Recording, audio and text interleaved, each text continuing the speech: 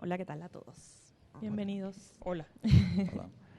Bueno, yo quisiera presentar a Julián Rodríguez, español, editor y director de la revista de arte y estética Subrosa y actualmente es director literario de la editorial Periférica, Premio Nacional a la Mejor Labor Editorial y director artístico de la Galería de Arte Casa Sin Fin, que está participando aquí en la feria, con sedes en Cáceres y Madrid. Toda su obra como escritor de ficción y no ficción está publicada en Mondadori. Una presentación más resumida. Y tenemos a Ignacio Gumucio, artista visual, profesor además, ¿no? Sí. Y bueno, es coeditor o miembro pues del colectivo, ¿le llaman colectivo? ¿Sí?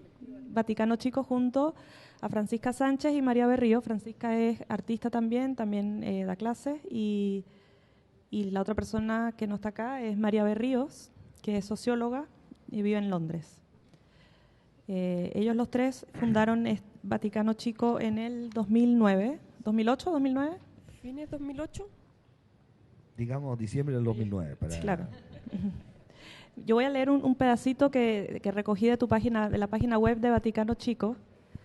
¿Cómo lo definen ustedes? Tienen varias definiciones, esta me llamó mucho la atención. Vaticano Chico se proclama a sí misma una institución tartamuda que cree en probar las cosas unas cuantas veces. Tartamuda significa la obstinada insistencia en lentamente hacer que las cosas se vuelvan familiares. Yo me quedé como dando vueltas con esta frase en la cuestión de la insistencia, ¿no? Me puse a pensar un poco si ustedes intentan con su modelo editorial tratar de instaurar un mecanismo, un modelo de publicación que no existe en Chile, como insistir en algo que no, digamos, no está fundado de alguna manera. Porque ustedes presentan sus publicaciones como cuadernos de notas, cuadernos de investigación. Entonces quisiera que me hablaran un poco más de eso y de la importancia que tiene además la presentación de artistas que son muy poco conocidos, incluso acá en Chile, siendo chilenos algunos de ellos, como el caso de la última publicación de Borchardt. Sí. No sé quién quiere hablar. Como quieras. Bueno, parto yo. ¿Se escucha o no? ¿Se escucha? ¿Sí? Allá. Bueno, voy a tomar el término tartamuda porque yo creo que es una de las cosas que está en el centro de nuestro colectivo, que la idea es que en el caso de estos libros, ¿cierto? Es intentar, cada uno de estos libros quizás repite el mismo intento, ¿sí? Que son libros... Voy a ir como mostrando para que tengan... Porque además son muy lindos a nivel como de... Bueno, son libros como objeto, claro. En ese sentido ya son una primera repetición de algo que ya existía de un original y que se masifican a través de esta... ¿Que la gente los vaya viendo? ¿También? Sí, por supuesto. No se masifican... que el auditorio es muy grande, se masifican 10. De manera facsimilar, ¿cierto? Y también es tartamudo en el sentido de que el intento de cada libro va al mismo punto, que es recoger investigaciones o metodologías de trabajo de artistas que no son precisamente catálogos, sino más bien aquellas cosas que los artistas realizaron para preparar otra cosa. Entonces, son herramientas de trabajo, básicamente. Y creo que eso tiene también que ver con el enfoque fundacional de Vaticano Chico, que está vinculado un poco también a la relación de Ignacio, mía y hasta cierto punto de María Berrío con la pedagogía, que es entender también que el proceso de formación va un poco en la curiosidad, en la experimentación, en recoger, digamos, estrategias de acceso al conocimiento que no necesariamente están dadas por los caminos oficiales o formales de educación, sino más bien, en algunos casos, el camino autodidacta, por ejemplo, en didáctica autodidacta de Francisco Araya. En el caso de Borchardt tiene una serie de libretas, 69 libretas, en las que se relaciona con la arquitectura, no construyendo, sino más bien observando el paisaje y tomando apuntes del paisaje para ampliar conceptos de arquitectura o para realizar observaciones de arquitectura vinculadas a procesos, no sé, de por ejemplo, la modificación de la nube o distintos, no sé, Ignacio, tú colabora porque se me está alargando la No, lengua. Sí, sobre... Lo que pasa es que al definir los libros que hemos publicado hasta el momento, son 3, nunca pensamos en cuáles eran los libros necesarios para el medio, sino más bien publicamos los libros que de Que a alguna ustedes manera... les gustaría leer, quizás, No, o ojear, pues, que más pues son bien con bastante los que nos visuales encon- los libros. Sí, con los que nos encontramos. De alguna manera no hemos pedido, no hemos ni confeccionado propiamente los libros, ni hemos pedido que nos hagan los libros, sino que son documentos que nos llegaron, que a nosotros 3, por razones, las razones que tienen que ver con la moral de los encuentros, así, esas cosas que, no sé, de repente los 3 teníamos una amistad con el personaje, con Misha Stroh, que hizo el libro, y nos parecía que lo que había hecho era entretenido. En el segundo caso, yo conocía muy bien el artista porque es tío mío y me parecía que lo que había hecho era entretenido. Y en el tercer caso, María había conocido el trabajo de Juan Bort y nos había mostrado. Nunca pensamos en realidad si son libros necesarios, qué recepción van a tener, sino más bien hemos tratado de mantener esta especie de situación que es la situación de los encuentros. Además hemos jugado un poco con esta idea del nepotismo ilustrado, es decir, todos los libros tienen una relación con nosotros que es completamente que es cercana y que probablemente mucha gente no tiene por qué compartir. Es decir, también había la idea de reivindicar ese asunto, que uno puede de repente publicar algo de una persona que es tu tío, porque te parece que es importante su asunto y que ya no tienes que pensar en buscar el tío de todo el mundo, te fijáis, el especie como del promedio de los tíos de todo el mundo para que se sientan identificados, ¿no? En este caso, como nuestras ambiciones también de difusión no son demasiado enormes, nos parecía que era posible también hacer libros que un poco por antojo. ¿Y qué tanto hay en estas publicaciones de material que ya existía? O sea, por ejemplo, apuntes del artista que ya eran parte de su proceso, ¿y qué tanto hay de material, digamos, específicamente creado para las ediciones? Yo creo que lo de Misha Stroh era, básicamente el libro estaba hecho, lo que había que hacer era simplemente ampliarlo y para eso había que reproducirlo. En los otros 2 libros yo diría que hay un poco más de cabeza de editorial, en el sentido de que por un lado está cierto la intuición de publicar algo que conocíamos, pero por otro lado también está el trabajo en colaboración, en el caso de Francisco Araya, en colaboración con el artista. O sea, no es que nosotros hayamos llegado y pásame esto y no vamos a nosotros, sino que trabajamos en conjunto con él. Pero la idea más bien tenía, o sea, lo que hemos tratado de hacer todas las veces es diseñar lo menos posible. También las decisiones de diseño son muy difíciles porque tengo la impresión de que es la parte que envejece más de los libros. Yo cuando veo libros, en general el diseño es la parte donde uno más se puede avergonzar. Y nos parecía que era bueno que hubiera una cosa vergonzosa, que es la fecha de cuando se hizo el asunto, es decir, de Milla trabajando en ese cuaderno, de Francisco trabajando con sus documentos, pero sobreponerle además la vejez de la decisión de ¿cómo se llama?, de diseño era incómodo. Entonces, lo que en la realidad al final nunca es así, porque si no los libros son incomprensibles, pero más bien la ortodoxia de lo que estamos haciendo debería ser solo escáner, es decir, esa sería toda la intervención, o sea, ¿no? Debería haber más que eso. Claro, diciendo las cosas así como en la primera versión, en la versión más inocente y encantada de la editorial era, oye, tengo un libro que está a la raja, ya, hagamos un escáner de esto, ya, y claro, y después nos dimos cuenta que, claro, que después de un rato, si queríamos tener algún tipo de impacto, teníamos que hasta cierto punto transar esa idea que por lo demás es bastante poco real, porque nadie la pasa bien fotocopiando cosas o escaneando cosas, es una lata. Entonces, lo ideal era encontrar a alguien que lo hiciera por nosotros, y finalmente eso fue lo que hicimos. O sea, por ahora tenemos una casa editorial que es 8 libros, que funciona como colaborador también y que hace eso que nosotros no podemos hacer, que en el fondo multiplica algo que ya estaba. Nosotros encontramos algo y ellos lo multiplican y lo distribuyen. Y después nosotros hablamos sobre eso, que es mucho más cómodo. Acá. Julián, cuéntanos un poco cómo parte de la editorial Periférica. Tengo entendido que esta es una editorial que funciona en paralelo a la galería, Casa Sin Fin, o sea, es como parte de los proyectos de la galería. Si nos puedes contar un poco sobre, para tener una presentación de cada uno. Sí, la editorial Periférica ha cumplido ahora 6 años, en la galería solo 2. La editorial es previa, pero en realidad... La editorial es anterior. Es anterior, sí. Digamos que la editorial parte precisamente de una...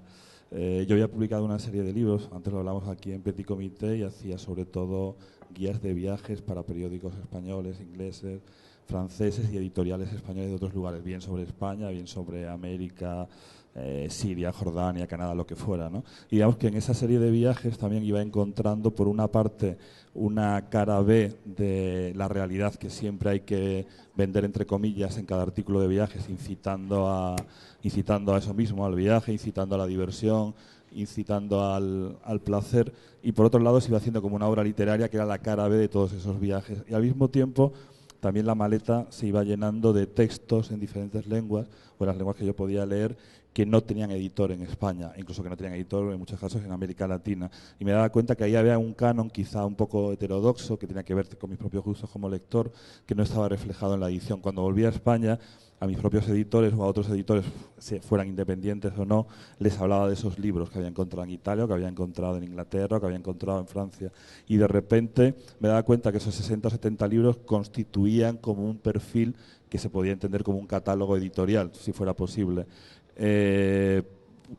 Con una persona, Paca Flores, mi socia en la editorial, que justo en ese momento se había quedado sin trabajo, yo tampoco tenía muchos medios, pusimos en marcha el proyecto, sobre todo porque en España durante una época ha habido una confianza importante por parte de la prensa cultural, por parte de las librerías literarias, por parte de algunos distribuidores en atender como una eclosión no solo de Periférica, sino de otras 8 o 10 editoriales que han ido surgiendo al mismo tiempo, quizá porque de repente había vuelos baratos, de repente había tecnología barata, Skype, de repente podías contratar un libro en cualquier otra lengua de un modo mucho más fácil, y eso posibilitó que ya digo, no solo Periférica, sino muchas otras editoriales, que de repente pudiéramos convertirnos en editores. En el sector editorial, que yo conocía como autor, había un chiste muy famoso en España que se decía: ¿qué se necesita para ser editor? Y se decía: ser catalán y rico. Todos los editores de España eran catalanes. Las editoriales que se han conocido aquí en Chile en los últimos años, hasta hace poco tiempo, eran catalanas. Es decir, era un dinero que venía de familia, de raigambre burguesa, de la alta burguesía catalana, y una parte de esa burguesía que había devenido izquierdista, entre comillas, digamos, ¿no?, había creado proyectos muy interesantes, porque algunas editoriales son las mejores editoriales de los últimos 30 años en España. Y de repente la tecnología precisamente había posibilitado que nosotros ya pudiéramos, viniendo, yo vivo y nací en Extremadura, en la frontera, toda mi familia, mis abuelos, mis antepasados son agricultores, han trabajado en el campo, y no en el campo en grandes latifundios, sino en fincas pequeñas en la montaña durante siglos. De repente nosotros podíamos acceder a publicar, y nos damos cuenta que publicar significaba eso, hacer público, significaba contar algo, significaba compartir, y también nos permitía intervenir en la realidad, sin tener un partido político, sin tener una ONG, nos permitía contar algo de otra manera y crear ese catálogo. Eso te puedes estrellar directamente, o de repente, con la ayuda de muchísima gente distinta, de repente se convirtió como en algo que podía sobrevivir, que ha hecho que la editorial en 6 años tenga ya casi 100 títulos, y solo trabajamos, digamos que full time, 2 personas, y lo demás son colaboradores, y en paralelo, digamos, pero con otra persona, con Juan Luis López Espada, que está aquí en el stand de Casa Sin Fin, lo que hicimos fue generar otro proyecto. Ese otro proyecto nacía como el otro de una conversación. La conversación era: ¿qué nos preocupa? ¿Por qué nos interesa el arte contemporáneo? También porque está en un terreno movedizo y mucho más difícil de fijar al suelo, digamos, que lo literario. Lo literario, como yo estoy de acuerdo, el diseño envejece rápidamente, pero al mismo tiempo el texto parece que se fija rápidamente también. Sin embargo, el arte nunca sabemos cuándo empezó a ser contemporáneo y cuándo deja de ser contemporáneo. ¿Qué es contemporáneo? ¿Qué es emergente? Y al mismo tiempo, ¿qué artistas nos interesaban a nosotros? Muchos de ellos, curiosamente, estaban ligados al texto. Joan Fontcuberta, Muntadas, Jorge Ribalta, etcétera. Terminaron editando catalanes, ¿no? Catalanes y andaluces. Y entonces, de repente, ellos, que tenían una obra literaria sui generis, como decía, también heterodoxa, pensamos que en la editorial había que generar otro tipo de libro. Y es una de las colecciones en Periférica, es una colección coeditada con Casa Sin Fin, y ahí lo que pretendemos no es hacer el catálogo de la exposición. Cada libro, que aquí en Chile se puede comprar creo que en 15 librerías o algo así, cada libro funciona de manera autónoma. Tiene a veces una película, como el que habéis visto por ahí, tiene imágenes, es un ensayo complementado con fotografías, pero cada libro tiene vida al margen de la visita al espacio. ¿Esto es trabajado en conjunto con el artista? O sea, la manera, me imagino, cómo se va a presentar este material. O sea, en la galería, el artista, tú, ¿quiénes trabajan? ¿Cómo se dividen las tareas? Digamos que en la galería trabajamos como 4 personas, porque tenemos 2 espacios muy, muy pequeños en Cáceres y en Madrid. Cáceres, como decía, es una ciudad, está en la frontera con Portugal y es una ciudad medieval, patrimonio de la humanidad, que está a 300 kilómetros de Madrid. Y Juan, que estaba por aquí ahora también, que es traductor de la editorial, pero también trabaja en la galería, Paca, Andrés, Inés, una serie de personas, lo que hacemos con el artista es como plantear qué vamos a contar también, ¿no? Por otro lado, los libros se incardinan dentro de una colección, es decir, no son libros en el sentido que es Vaticano Chico, que cada libro puede responder a un formato y al texto o a las imágenes originales, sino que aquí lo que hacemos es forzar el trabajo para que quepa dentro de una colección. Claro. Porque nos interesa también... Con lo que decía Ignacio, o sea, dentro de un diseño estándar, podemos decir. Sí, digamos un diseño que ha tratado como hacer este diseño en algunas ocasiones como de la necesidad virtud, y lo que trata también es de que el libro salga del terreno del mundo del arte. Es decir, nosotros hacemos libros que tienen en torno a 2.000, 2.500 ejemplares, la primera edición, y a nosotros nos interesa que llegue como a sitios donde no llegaría el libro de arte, entre comillas. Es decir, nos interesa que viaje a veces camuflado de novela, que viaje camuflado de ensayo y que provoque algo muy distinto en lectores que de entrada no se acercan al arte contemporáneo. Es decir, y que no les interesa especialmente el arte contemporáneo. Ese es un tema interesante porque para nosotros también era desde el comienzo un asunto importante. Queríamos que los libros fueran libros, así explicado en versión idiota, es decir, que no estuvieran en ese terreno de la distribución gratuita del catálogo o del underground autogestionado. Por eso, desde el comienzo, y eso de alguna manera era la parte más difícil para nosotros, porque donde tenemos muy poca expertise en ese asunto, nos interesaba asociarnos con una editorial de verdad, que es 8 libros. Otro asunto que era importante era que todos los libros tuvieran lomo, es decir, incluso eso era un problema, porque a veces teníamos documentos que eran demasiado delgados, pero no habíamos impuesto la idea de que tuviera un lomo, porque el lomo obliga de alguna manera a que el libro tenga un vecino en la biblioteca. Es decir, un libro que tiene un lomo tiene al lado otro libro y al lado tiene otro, y cuando cambia de lugar en la biblioteca cambia de lugar en relaciones. Y para nosotros ese era un asunto importante. Y también nos parecía importante que el potencial lector no tuviera, o sea, la definición que tuviéramos para él no tuviera más lejos de la persona curiosa, que va a una librería y que compra este libro y puede comprar al lado una novela y no sé. Sí, en cierto modo son libros más, digamos, por decir un cliché también, como libro objeto, ¿no? O sea, un libro artístico. Ese es el asunto que tratamos de luchar contra. Es decir, que no fuera un fetiche, que tuviera una utilidad, se pudiera ver. Los libros son muy bonitos. Es que son muy bonitos, son muy visuales. Son muy visuales, sí, por eso de mismo. Hecho, pero uno de los problemas era, por ejemplo, que no fuera gratis. Ese era para nosotros era muy importante, pero que no fuera muy caro. O sea que al final quedamos en un dilema donde habían las cifras. Pero es cierto que, a ver, creo que hay dos maneras de relacionarse quizás con la publicación. Es que la primera es, cierto, la de la primera impresión, y efectivamente tiene esa cosa visual muy presente, pero en un ritual, o sea, y tiene un toque íntimo, porque efectivamente tiene que ver con cuadernos de anotaciones Pero por otro lado también, en la medida en que uno accede o sea, lee y empieza a tratar de recorrer al escritor, al autor, la cuestión empieza a mostrar su otra cara, y en ese sentido se desarma como objeto y aparece como herramienta. O sea, si es objeto, es más bien herramienta, en la medida en que creo yo que no muestra un contenido, sino que muestra un medio de acceso a otra cosa. Sí. No es, por lo menos ese es el intento, y es muy... Y el potencial fracaso. Sí, es muy frustrante cuando aparece así como, ¡hoy! Es un libro súper bonito, que es como, es choro. Sí, o sea, está increíble porque creo que tiene que tener un toque seductor y de atractivo, y trabajamos un poco en esa dirección, pero el punto es ver si ese libro tiene una segunda vida en la utilización real de ese libro, así como cuando uno aprende a leer aprende a usar un diccionario, tiene un poco esa ambición. Vamos a ver si se transforma. Sí. Los libros de Periférica son, por el contrario, un poco más literarios, ¿no? O sea, contienen mucha más información, textos, son reflexiones más de ese tipo que... Sí, bueno, aunque está... ¿Cuál es el que trae el CD?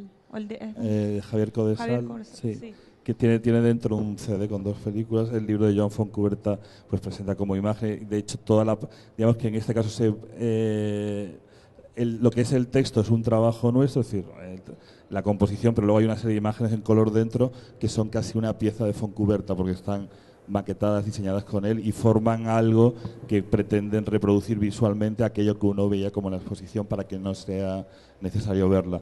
Hay colecciones establecidas que dentro de Periférica, biblioteca portátil, pequeños tratados que remite a una obra de Benjamin, digamos que cada una tiene como un guiño y que va contando, en parte va presentando aquello que hay dentro, y luego en el caso de Casa Sin Fin lo que hacemos es coeditar libros que pueden estar en una o en otra colección. O sea, depende del libro, depende del trabajo del artista, depende de aquello que queramos contar, y que va dirigido al ámbito de la galería primero, y luego al ámbito del mundo del arte, y tercero al ámbito de los lectores que pueden acercarse a nuestros libros. Digamos que ahí ya se incardina uno entre otro, pero digamos que el texto sí es como el soporte esencial del trabajo, ¿no? Es como, en ese sentido, es una editorial tradicional que lo que hace es servirse de un medio que realmente para un espacio tan pequeño como el nuestro, para una galería tan pequeña, es muy difícil hacer catálogos, en el sentido tradicional, que siempre se han entendido como un objeto de lujo, como una manera de llegar finalmente al catálogo razonado, como un catálogo de ventas. Sin embargo, aquí lo que pretende es, sobre todo, darle relevancia a lo literario. También porque nos parece que todos esos autores son buenos escritores. Entonces, la galería está muy alimentada de artistas escritores. Muy interesante. Tú hablabas, las ediciones son de 2.500 más o menos. Cada una, edición, la primera edición. Sí. Hay libros que se reeditan y libros que se quedan ahí. Por supuesto que no llegan a vender ni la cuarta parte de los 2.500, y otros más narrativos o novelas, traducciones, etcétera, que sí. Son de 1.200. 1.200 ejemplares. Sí, y un poco cómo funciona, o sea, se venden los libros, los leen, porque efectivamente estamos hablando como de no la publicación tradicional, ¿no? Entonces, ¿cómo ha sido la experiencia de cada uno de ustedes con respecto a eso? Tú me dices que de repente no se vende la cuarta parte, no sé. Sí, depende del libro. Nosotros, es decir, la editorial ha sobrevivido, y en el caso de la galería son libros quizá más difíciles que los habituales. La editorial se alimenta por también el aporte que hace la galería, y entendemos que en ocasiones el beneficio, hablamos antes de la visita, por ejemplo, a Chile, el beneficio no es solo el económico, sino que hay otros beneficios posibles y que hay otra interlocución posible, ¿no? Entonces el libro en ocasiones es deficitario, por así decirlo, económicamente, pero sin embargo ha generado otros textos, ha generado conversaciones, ha generado otros proyectos que son igualmente importantes, ¿no? Entonces, para nosotros no hay tanto, incluso siempre lo decimos, la galería y la editorial son proyectos intelectuales que devienen comerciales o que necesitan esa parte comercial para autofinanciarse, pero nunca, a nosotros nos interesa mucho ese programa que hizo un editor italiano, Einaudi, justo al final de la Segunda Guerra Mundial. Einaudi la dirigieron literariamente gente como Leone Ginsburg, el marido de Natalia, como Vittorini, como Pavese, como Calvino, fueron sus directores literarios, y él decía que hay una edición sí y una edición no. La edición sí es la que propone al mercado y la que no se pliega al discurso del mercado, y la que hace a contracorriente y tiene una parte importante didáctica y de formación. Y hay textos de consolación, como decía Pasolini, y textos de provocación. Entonces nosotros siempre programamos sin pensar en el mercado, que es lo mismo que hacemos en la galería. Luego, una vez que el libro está decidido, sí tratamos, como creo que trata Vaticano Chico, sí tratamos de que alguien se ocupe de publicarlo, alguien se ocupe de distribuirlo, que pueda llegar a las mejores condiciones posibles, que el precio no sea muy elevado, que haya una recepción crítica suficiente para alentar el proyecto y para provocar otra interlocución. Entonces sí que nos interesa. No es un capricho, ni es el capricho de un rico, volviendo al chiste de antes, sino que hay una necesidad de esa autofinanciación, de que no se acabe ahí en el objeto que dejas en la mesa y te olvidas de él, ¿no? Bueno, en el caso de nosotros todavía no sabemos, es un poco un misterio, porque llevamos poco tiempo para hacer los libros. En cada libro había un sistema de financiamiento diferente según la realidad de los autores. En el primero accedimos a un fondo austríaco que el autor ganó. El autor del fondo. Sí. Después, en los otros han habido aportes del Fondar. En el último hay un aporte de la biblioteca del fondo que tenía los originales, que es de la Católica. Y creo que eso va a seguir durante un buen tiempo, va a funcionar de esta manera, porque es muy difícil que la venta financie los libros, y también creo que es una expectativa que no es sana, no es sana tener. Es como muy pronto para saber qué es lo que va a pasar con eso, ¿no? Lo otro que pensaba yo también en relación a la publicación, al financiamiento, que también el hecho de que el financiamiento que se venda o no se venda no condiciona el que saquemos o no saquemos un libro, porque, por ejemplo, ahora tenemos el apoyo de un fondo concursado a Fondar, y deberíamos hacer 4 libros con ese fondo. Vamos en segundo, ¿cierto? En tercero. Y mientras no estemos ciertos de qué va a ser lo otro, digamos, o sea, si bien existe el proyecto, pero también tenemos hasta cierto punto, tenemos un compromiso, pero hasta cierto punto la convicción de publicar solamente esas cosas que son necesarias. Que lo que hablábamos al comienzo, o sea, no cosas que tengamos que forzar demasiado. O sea, que quiero decir que si en algún minuto dejamos de publicar un par de años, yo no me asustaría tampoco. O sea, O sea, tampoco nos hemos impuesto una regularidad. Pero sobre este asunto del éxito de ejemplares es muy raro. En el primer libro tuvimos un problema con Torre, porque el cuaderno original es un cuaderno de una compañía muy conocida aquí de cuadernos. Y era un cuaderno que estaba descontinuado, y él ocupó ese cuaderno y lo que se hizo es que se escaneó tal cual, y la compañía, de repente nos llega un mail de un abogado y que nos dice que nos quieren demandar porque estamos ocupando su difamación marca, de marca, claro. Tuvimos una reunión como esa. El cuadernito ese verde que está por ahí dando vueltas. El libro que es un cuaderno. Tuvimos una reunión en el último piso de esas torres en Sanhattan, que era como esas reuniones de espía, una cosa azul con varios meseros y cerraban puertas. Con micrófono central, con había olor a un cuero. equipo de 5 abogados y el madera dueño de torre. Y además, Carlos Altamirano de 8 libros había preparado la argumentación, y yo otra, y eran argumentaciones ejemplares, porque era así como toda la historia del arte del siglo XX, como, no sé, de la apropiación y todo. Del prestigio Andy Warhol. El prestigio que tienen ellos. Moleskine mostrándose como cuaderno de artista. Hicimos presentaciones increíbles, cada uno, no sé, media hora cada uno, y nos escuchaban los tipos. El tipo dijo, ¿sabes qué? No me convence nada, yo encuentro que esté asqueroso, además las imágenes me parece que son chocantes, nosotros trabajamos con los niños, ustedes tienen que saber que uno de los cuadernos de nuestra compañía lo tienen los mineros, eso está en esa época, los mineros, y eso es muy bonito, pero yo no sé si los mineros están de acuerdo con lo que ustedes publican. Bueno, es todo un lío imposible. Y de repente no tenía ninguna solución, y dice, sí, pero ¿cuántos libros están en circulación? Y cuando le dimos el número, tipo, bueno, pero no importa, no lo hagan nunca más. Y no fue.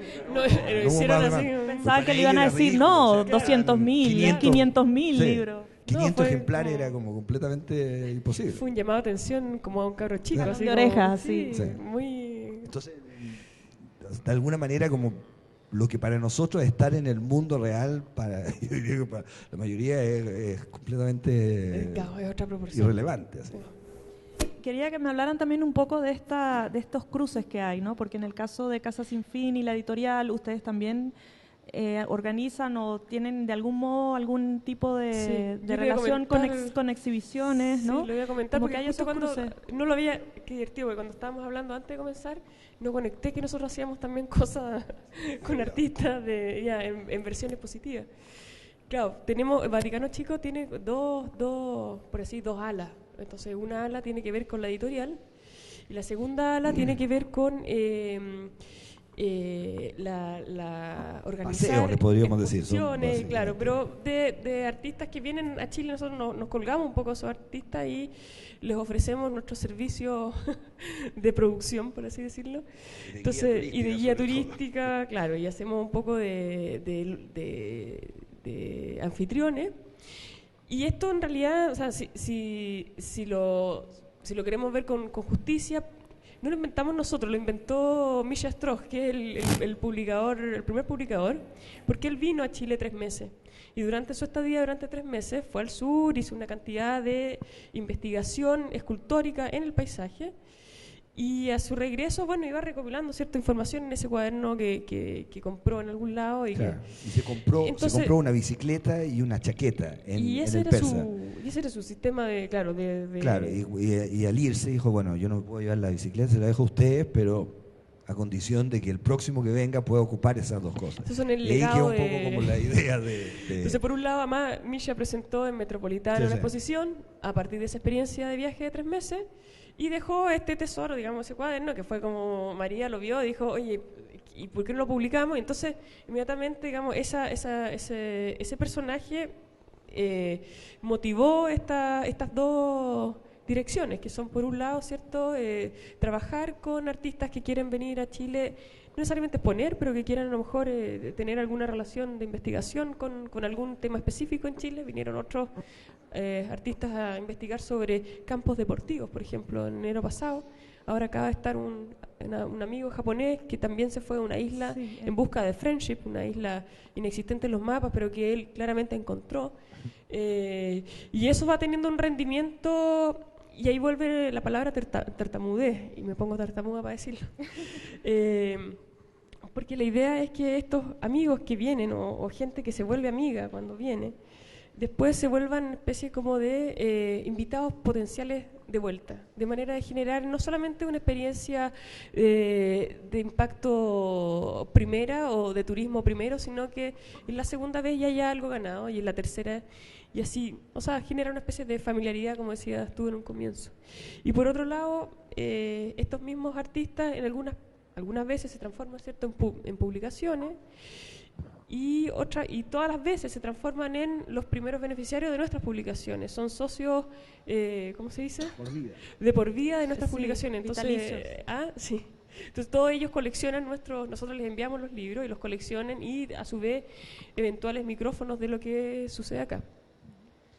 A nivel de circulación, bueno, ustedes por ahora están concentrados acá en Chile, o también y en el caso de Periférica tengo entendido que tienen una distribución más hacia afuera también, ¿no? Es importante para dar a conocer a estos artistas fuera de lo que es el ámbito local, ¿no? Sí, la distribución esencial está en España, pero luego tenemos distribución. Es decir, hay exportación y distribución. La exportación quiere decir que siempre viajan menos ejemplares, que son pedidos en firme, y la distribución implica que a veces hay depósitos y que es más parecido el modelo al que tienes en España, con muchos más ejemplares, digamos, moviéndose entre las librerías y el almacén. Entonces, fuera de España hay en Argentina, hay en Perú, Chile, México, Estados Unidos, y ahora enseguida en varios países más. Y luego hay como otro canal hacia Europa que va dirigido a librerías internacionales de Europa que leen en español, ¿no? Es decir, en Italia hay una cadena importante, Centinela Internacional, en Francia, en Suecia, etcétera, ¿no? En cada país se hace con una Digamos que en algunos países hay empresa particular, ¿no? Claro, en España hay varias empresas que se dedican a comprar libros para esas editoriales, para esas librerías extranjeras.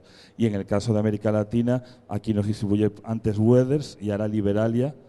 Y entonces Liberalia, a su vez, presenta nuestro catálogo a diversas librerías de todo Chile y unas u otras seleccionan que les van llegando las novedades. Normalmente las novedades llegan un tiempo después de haber salido en España, porque hay un periodo de vida del libro en España y en ocasiones se aumenta la tirada cuando hay pedidos dentro de América Latina, cuando es un autor local que de repente tiene más interés en cada país. Si es un autor mexicano, Yuri Herrera, por ejemplo, de repente hay un énfasis mayor en su obra y se hace una tirada especial para ese país. Luego nosotros también gestionamos los derechos de autor de nuestros autores y es otro tipo de feria. Nosotros, Casa Sin Fin va a una feria de arte y Periférica va a una feria de venta de derechos. Va a Guadalajara, a México, o va a Frankfurt o a Londres. Entonces, a Frankfurt ahora dentro de poco tenemos un stand muy pequeñito como esto y se venden derechos, se pasan editores de otras lenguas o agentes literarios y se ofrece lo que nosotros publicamos en español. Se ofrece, por ejemplo, en el caso chileno, nosotros publicamos a 2 autores, uno joven que se llama Carlos Lavé y llevamos los derechos universales, y Diamela El Tit, que aquí publica Seis Barral, pero que fuera de aquí publicamos nosotros, y el resto, y fuera de Chile los derechos universales los gestionamos nosotros. Entonces nosotros a Frankfurt la llevamos como una autora chilena de Periférica y se negocia, se ofrece, se vende, se trata de difundirse su trabajo con editores de todo el mundo, ¿no? Entonces digamos que ese es un trabajo, curiosamente una feria de arte es muy distinta porque se vende como un solo objeto o copias pequeñas de una mercancía, de una obra. Y en el caso del libro lo que hacemos es como, aparentemente es muchísimo más democrático, entonces vendemos muchos ejemplares de una sola obra, ¿no? Hay como digamos que yo también es interesante la relación entre la obra única y la obra múltiple que genera el libro. En el caso nuestro, 8 libros son los distribuidores y distribuyen por todo Chile. Tiene un nivel de distribución muy bueno con prácticamente todas las librerías. Y en el extranjero, hasta el momento, hay pequeños intentos a nivel matute, es decir, pocos ejemplares que María ha puesto en algunas librerías y hay mano en mano, pero no hay una distribución propiamente tal en el extranjero. Julián, tú que has tenido varios días acá visitando Chile, ¿has tenido oportunidad de visitar, de ir a librerías, no sé, como investigar un poco cómo está ¿Es tu primera vez acá en Chile, no? ¿O habías venido antes? Y vine otra vez, pero lo contaba antes, como en un tránsito de un viaje a otro hace muchos años. He visitado más bares que librerías, entonces, y taxis, no soy experto, pero sí hay es algo que sucede creo que en general en América Latina respecto a España. Creo que en general la media del lector culto es más culto que en España. La librería tiene una suerte, recibe una avalancha menor de libros y eso permite que el libro dure más en lo que allí se llama mesa de novedades. En España se publican al año, en un país de 40 y pocos millones de habitantes, se publican 70.000 libros al año. Eso implica que el libro que hace unos años vivía 8 meses en la mesa, ha llegado a vivir 6, ahora está como en 2-3 meses, se llama rotación, entonces el libro desaparece. Entonces nosotros necesitamos muchísimo, y por eso hacemos hincapié en la distribución fuera de España, en América Latina y ahora en Estados Unidos, en las librerías literarias, porque las librerías literarias, a pesar de esa presión brutal de los grandes grupos, sobre todo de las grandes corporaciones, que quieren que haya rotación en el libro, porque rotación en el libro significa pasar factura a fin de mes, aunque luego se devuelva, y significa generar dinero, aunque el dinero no se quede en manos de nadie, sin embargo, viven generando dinero. Nosotros dependemos del librero literario que cuida el libro, que lo presenta, que lo explica perfectamente. Entonces, nosotros esta mañana, por ejemplo, hemos pasado por Metales Pesados y el lunes a primera hora vamos a pasar por Prosa y Política, por ejemplo, ¿no? O Prólogo, Ulises y tal. Y enseguida no solo el librero, es decir, no solo el propietario, sino enseguida cualquier persona que está allí, ves que conoce bien el fondo, ves cómo explica el libro, que le interesa, te habla de otras editoriales, sean españolas o chilenas, de donde sea, y te está contando, y eso no suele suceder en las librerías que están muy apegadas a la novedad. Entonces nosotros, que es un tipo de libro, entre comillas, difícil, que necesita como la complicidad del librero, es fundamental trabajar. Por eso, aunque tenemos un acuerdo, en España ha entrado Amazon como un huracán y tenemos un acuerdo con Amazon, con Barnes & Noble en Estados Unidos, hemos paralizado todos los contratos, es decir, hemos decidido no publicar los libros electrónicos, ebooks, porque en España cuando ha llegado la crisis de repente lo primero que se va a llevar es lo más precario, ¿no? Y una parte son las librerías, pero por otro lado la industria del libro en España es la única industria no sostenida públicamente, es curioso. El cine está apoyado públicamente, la danza, el teatro, el arte contemporáneo, y la industria editorial es la única industria cultural que apenas tiene apoyo, se sostiene por los lectores. Entonces se sostiene por los libreros también. Entonces a nosotros nos parece muy importante no vender directamente, no vender libros electrónicos, para que esa cadena del distribuidor, el librero y a su vez el diseñador, quien correctores de pruebas, todo el mundo, traductores, todo el mundo pueda vivir en ese momento como de precariedad de ello. Entonces directamente lo que hicimos fue cancelar los contratos y dejarlo hasta que pase como el vendaval este. Bueno, creo que estamos llegando al límite del tiempo. Nos quedan unos minutitos para preguntas, ¿sí? Si alguien quiere comentar, preguntarle algo.